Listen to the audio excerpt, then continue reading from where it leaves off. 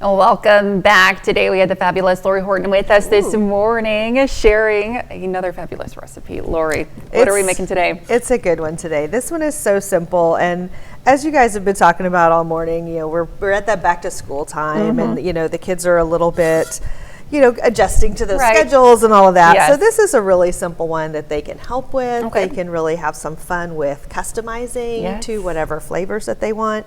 It's going to be a great thank you, welcome to the new teacher, perhaps if you're going to those open houses, maybe a little, apology in advance. You know your kids, you do what you have to. But the fun part is it's not a lot of ingredients. You should probably have everything already in the house that you need. Okay.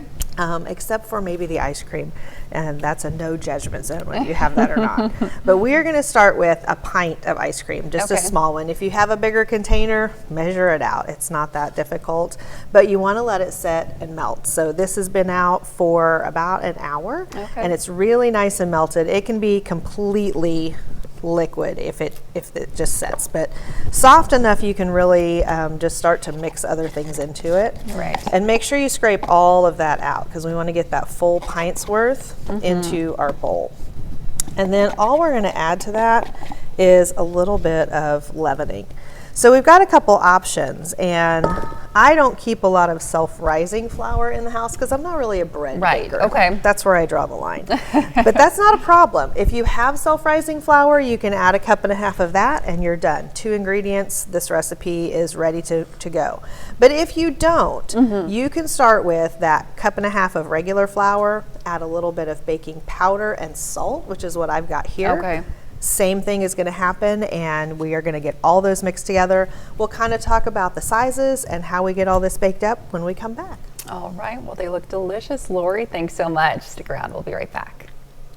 Welcome back this morning. Lori has been showing us her recipe for an ice cream cake. So talk to me about what we've already done and what's next, Lori. Okay, so we got our batter all mixed up, and just want to point out the reason that we're baking with ice cream. Sure. So a lot of people may have kind of glanced at that recipe and thought, where does the ice cream go?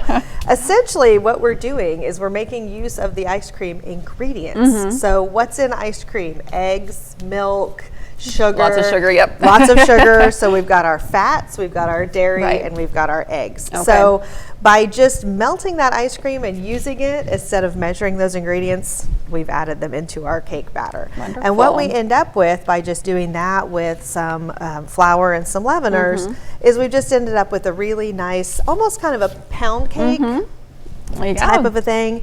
What's cool is we can really customize it with the flavor of our ice cream. Right. So I've got one here that I made last night that I started with a cherry vanilla ice cream, and I added some sliced almonds to that because that just goes great together.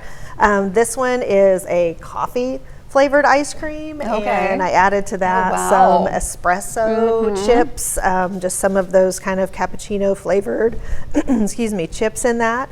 So you can kind of put whatever mix-ins that you want creative, to. Yeah, and really let the kids get involved. With the vanilla that we mixed up earlier, I just added some colorful sprinkles in with that. Yeah. So nothing too crazy on that one. But I just want to point out that these are a smaller loaf pan. These are the 8x4 loaf pans. So if you want to make a larger one, you're going to want to double that recipe, or even marble a couple flavors together would be fun. Mix up 2 separate batters and kind of put them in the larger pan. But these are such a perfect size for gifting and just really making those nice little displays of slices. So what you want to see though is without that leavener in the flour, if we just use regular flour, that's not going to go anywhere. We have to add that baking powder and salt or use the self-rising flour, because you'll see the difference in, I know it's a little bit hard to tell. If I keep them down, you can kind of tell the levels in that batter. It does bake up nicely and really fill that pan. So we put that in there. I know on our recipe that you're going to look up later on KOAMnewsnow.com, you're going to see a baking time of about 35 to 45 minutes. In the aluminum pans, I will say they bake a little bit quicker too. I baked these last night at about spot on 30 minutes. And they were about Wonderful. exactly right. So just kind of use your guide. It's always best to do a little less. You can always add more, but kind of once they're overbaked, they're overbaked. So when you get that nice little golden top to them and they lose that sort of jiggliness to that, you can great. test it with a skewer or a toothpick, anything that you have like Wonderful. that. But the finish on there when we come back, just to give it that little extra layer of sweetness and goodness, is we're going to make a very simple glaze. Okay. And then we'll slice these out so you can kind of see the texture and the difference on that. Wonderful. Sounds great, Lori. Thanks. Stick around. We'll be right back.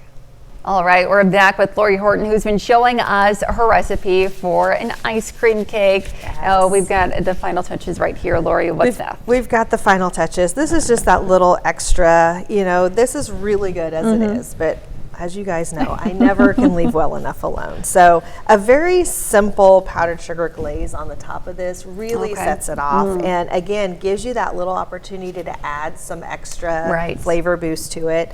I've just made a simple one to put on all of my flavors, but if I were just doing these cherry almond, I could put a little almond extract in there.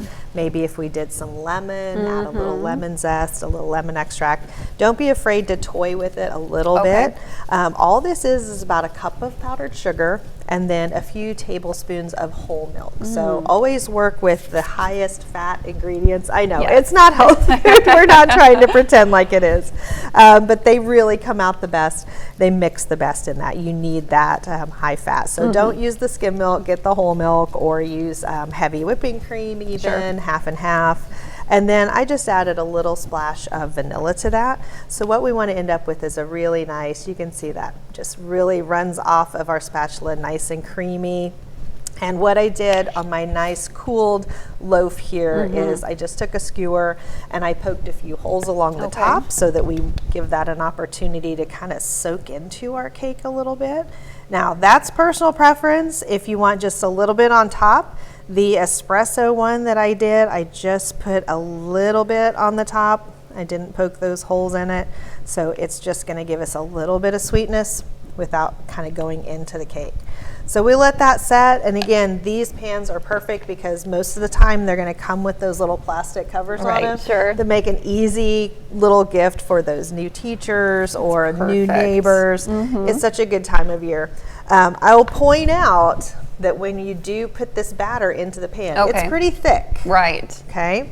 So you want to press it down really lightly, and I'll show you what happened. We'll pretend like I did this on purpose to give you an example. If you don't get it pressed down really well, what you can get are little air pockets in the middle, and then you get a little hole in there. It still tastes delicious, but when you cut it, you get or anything. It's just a it little won't hole. make any difference.